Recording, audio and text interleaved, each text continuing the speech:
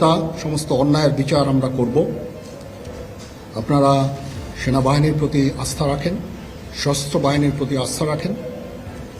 আমি সমস্ত দায়িত্ব নিচ্ছি। আপনাদের জানমাল এবং আপনাদেরকে আমি কথা দিচ্ছি যে আপনারা আশাহত হবেন না। ইনশাল্লাহ আপনাদের যত দাবি আছে সেই দাবিগুলো আমরা পূরণ করব এবং দেশে একটা শান্তি শৃঙ্খলা ফিরিয়ে নিয়ে আসব। আপনারা আমার সাথে সহযোগিতা করেন। দয়া করে আর এই ভাঙচুর, হত্যা, মারামারি, সংঘর্ষ এগুলো থেকে বিরত হন।